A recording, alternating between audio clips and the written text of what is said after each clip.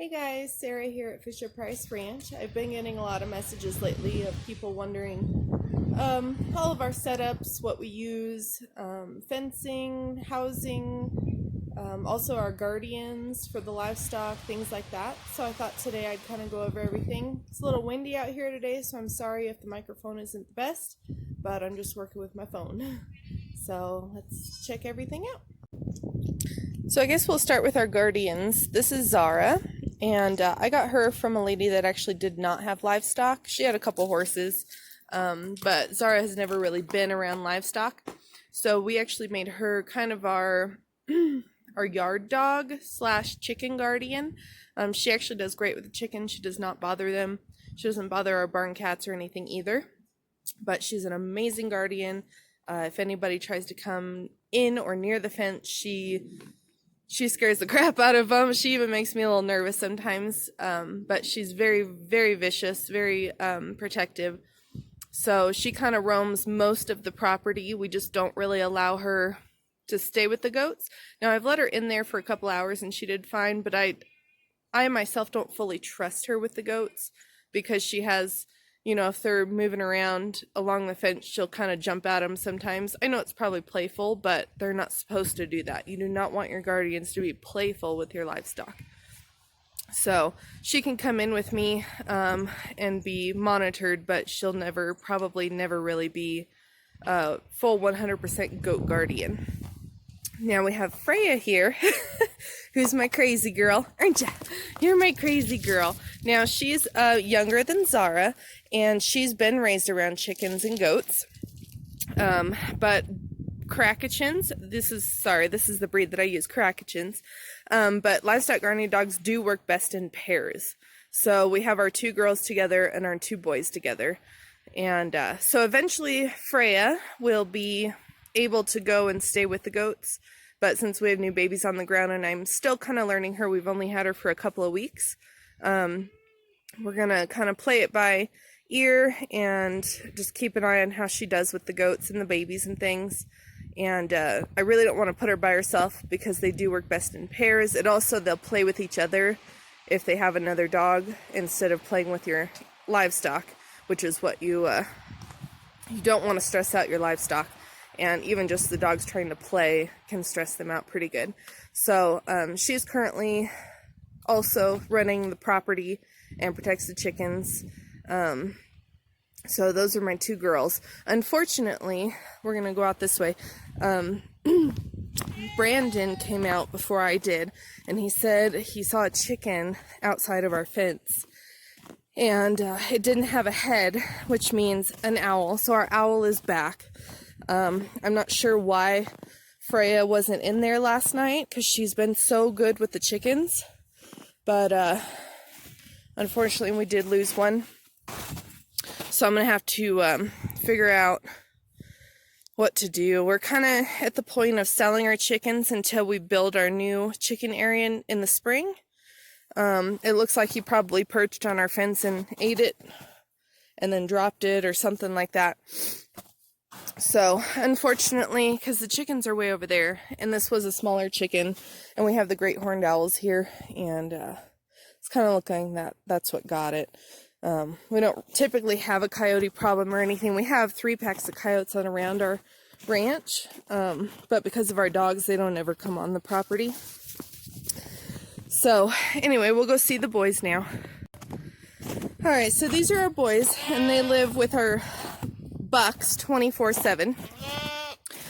Now, our very first livestock guardian was Captain. He is a Great Pyrenees Anatolian Shepherd mix, and he was with goats and chickens and things like that before I got him. But I'm not really caring for, well, I guess him in particular. He has some food aggression. He has bit the goats a few times. So he is still currently living with the goats. I just can't give the goats any treats or anything like that. He's not very courteous. As you can see, Thor is a lot more easygoing, and he does a much better job with the goats. He's our puppy. He's actually Zara's son. He's 13 months old, and I think eventually he'd be a great baby goat guardian when he's older.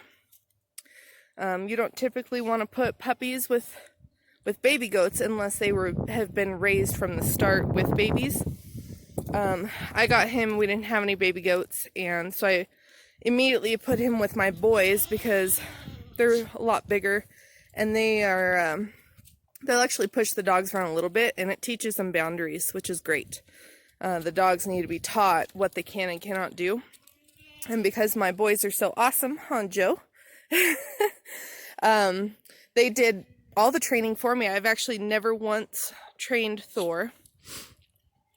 Captain, before we got Thor, Captain would chase the goats and try and play with them. But he was the only dog, so as soon as we got Thor, he quit. So, you know, we've got 3 Caracachins. I'm happy with every single one. I don't really have any issues with them, so I think we're gonna stick with them. They're actually better suited for a smaller farm because they are less likely to roam. They stay with your flock, and they don't bark all that much. They really only bark when there's an exact threat along the fence line. So Captain here, he barks all the time. Every single noise, anything going on, he's barking. So the Caracachins, in my opinion, are better suited for us. That, you know, doesn't say anything for everybody else because everybody has their own opinion. But we do prefer the Caracachins. So the reason we have our dogs, we did try a donkey, and he kept trying to play with the goats. He would bite at them, kick. They're a little more unpredictable in my opinion, and it's best that you don't really fight a prey animal with a predator. It's best you fight predator with predator. And so, you know, I went with the dogs, and it's worked well for us. We haven't lost any goats whatsoever, and we live in the middle of the woods. As you can see, it's pretty thick out there. We have 3 packs of coyotes, like I said. We've got owls and hawks and you know, all sorts of stuff. So unfortunately we did lose that 1 chicken. It's kind of our fault though, because I'll quickly show you our setup. Our plan for spring is to redo the buck pen and the chicken pen. And like, you know, we did the doe pen right before winter hit and got it all finished, and I absolutely love it. So much easier. So this is the chicken pen, and they have a lot of tree cover, so birds typically can't fly in and grab a hold of them. But at night when they're just roosting or laying on the ground or wherever they're doing, the owls can get them.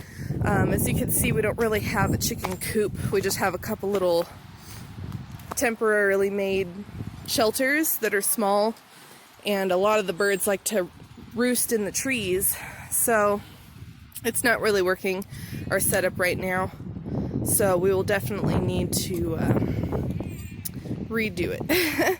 This is actually going to be our quarantine after the new chicken pen is set up. See, Freya can get in there, and I just don't know what happened last night. I don't have a camera all the way out here. I have a camera as our secondary protection. I have my cameras out, my surveillance, so I can kind of see what's going on, but you know, it doesn't alert me in the middle of the night because I can't hear it go off. You know, I get an alert on my phone, but I sleep right through those.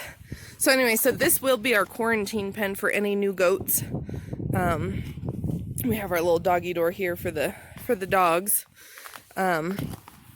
And I'll show you where we're going to put our new chicken pen.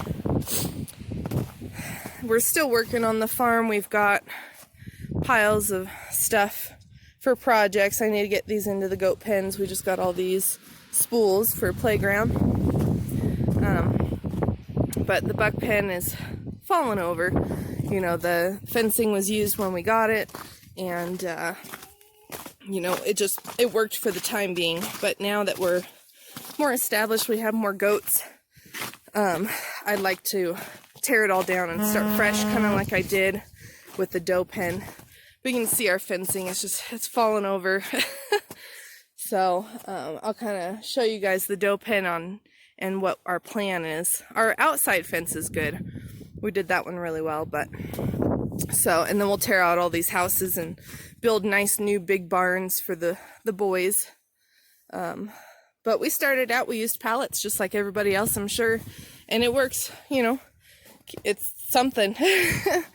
One more thing real quick with the dogs. We do have this doghouse, and it's separated from the buck pen. And we have a little jump gate there. As you can see, Thor can fit, but but the way the shape is, the goats cannot get in here. And so we're able to keep their food and everything in their doghouse, and it gives them a way to get away from the goats if they want just some quiet time.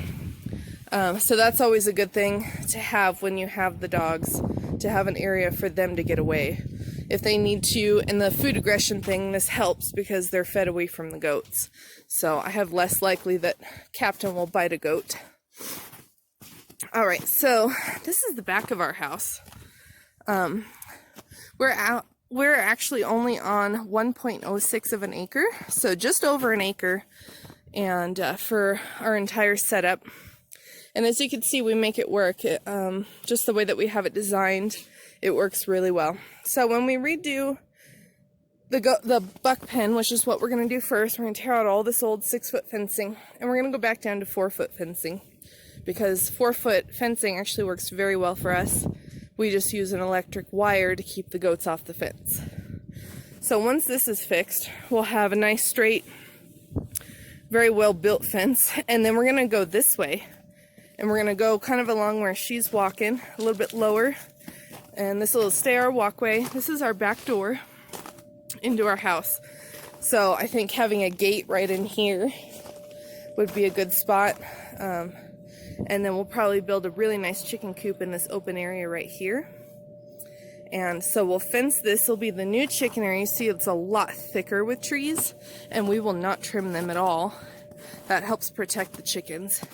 And we'll probably give them up along here. We'll give them all the way up to the goat pen. So they'll have all this real thick. And we'll just bring the fence straight across, right up along our pond here.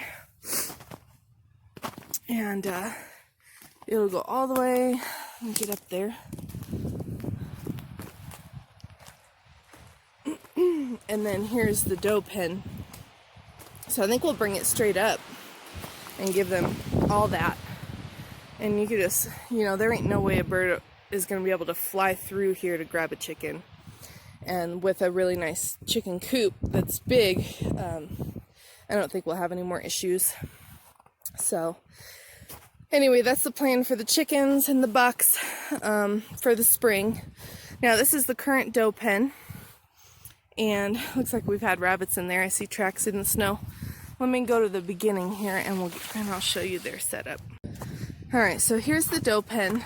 So the way we have this designed is we have what we call the courtyard, and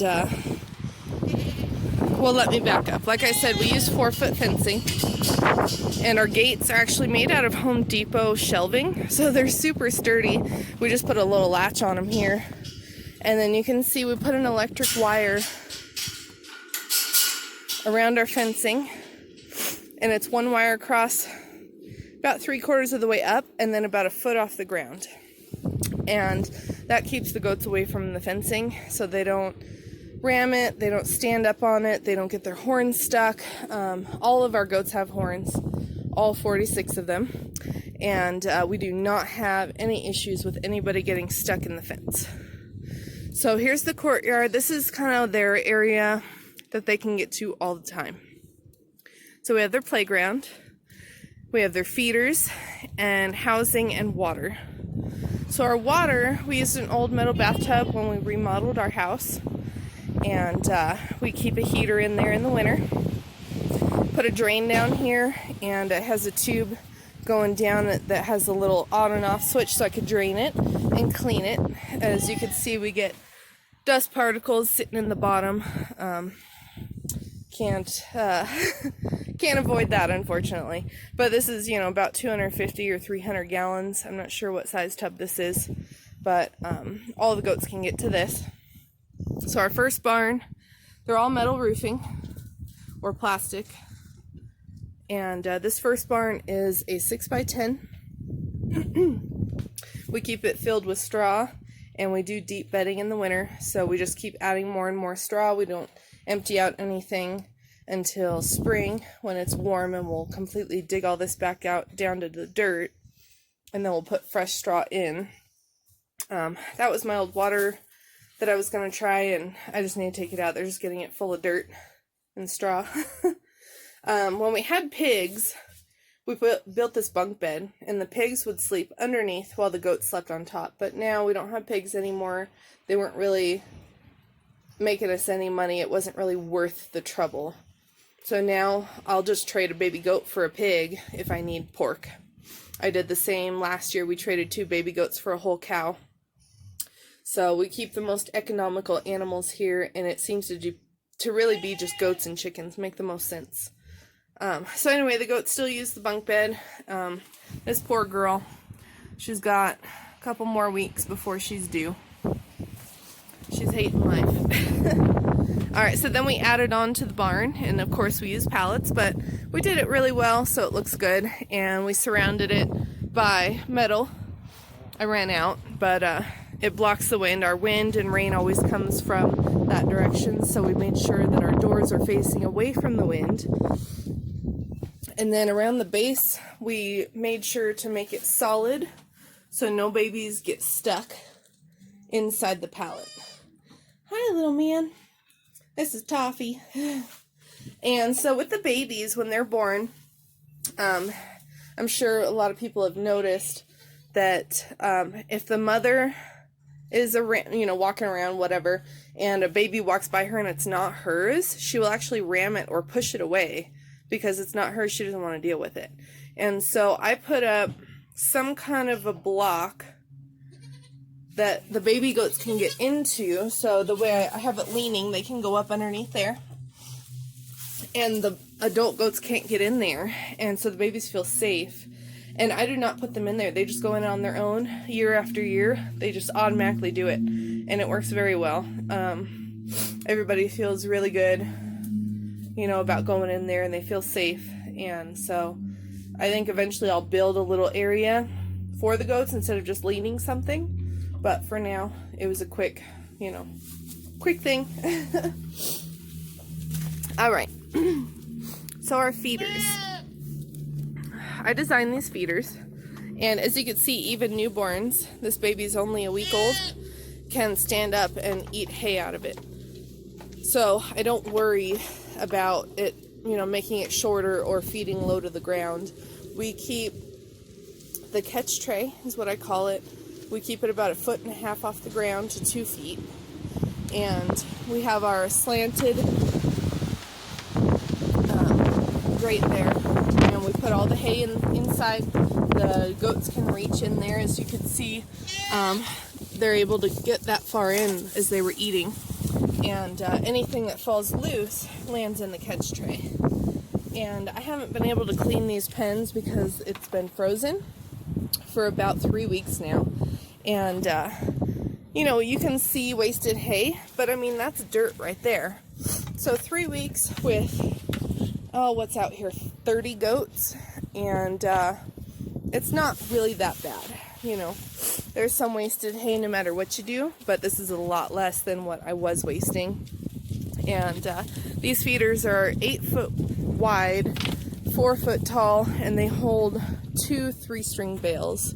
So it's about 200 to 230 pounds of hay, and I keep 2 feeders in this big courtyard.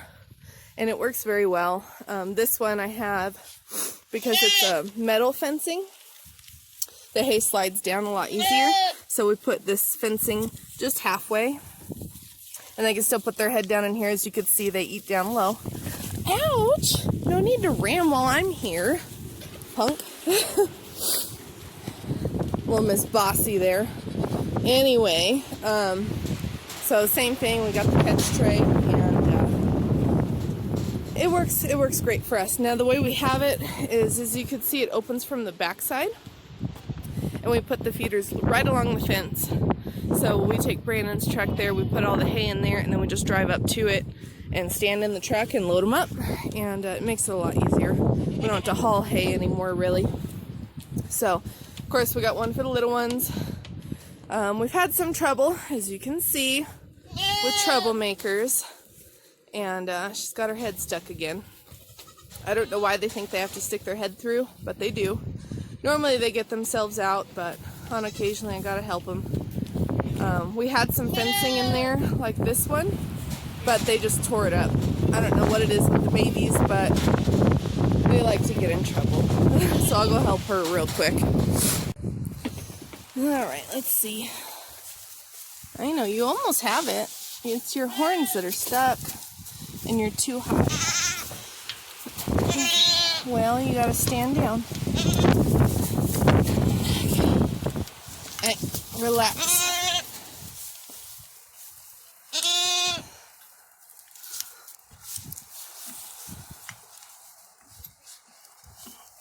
Turn your head a little bit more. There you go. Alright, horns are out. No, don't push them back in. Okay, come on.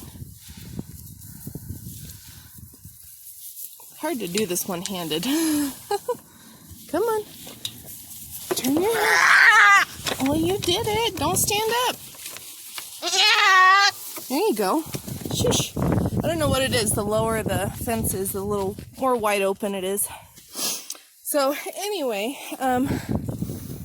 so same thing with the girls. We have their house, their water. And we bought these new feeders. They're only 250 watts instead of 1500 watts. And even though they're on the ground, you can see this is frozen. But it's not super horrible. So I can easily break it. And so anyway, we're testing these out. If anything, I could set a rock in there and have it a little bit higher, maybe. They're only meant for 30 gallons, but it's a lot cheaper to run the electricity, so I thought we'd test them out. So, anyway, I'll show you the rest of the property out here. So as you can see, we do use 4 foot everywhere. We don't use anything taller. And we did the electric all the way around the entire thing. So it goes all the way up there. We live by the road. We have our big barn here. Now the way we have that set up is it's right at the fence for where we split pastures. And we have a door on each side. So just depending on where it's at, or where the goats are at, we'll close one door, open the other side. So that's accessible from 2 pastures. And unfortunately, the ground has been frozen, so I haven't been able to plant any more pasture for spring grass. But I did get 1 pasture done. So if we get a nice dry spell, you know, hopefully we'll be able to get it all planted. So we have this little chute here. We use it to catch the goats. And we just close the other gates that we don't want them into. And we can open and close certain ones depending on where we want them to go. So this is pasture number 2. It goes from kind of that little feeder there all the way up to the barn. And then you can see this fence line. And then we have the largest pasture, which goes all the way over to that fence line. You can see it right there. And then it goes all the way up to the top corner.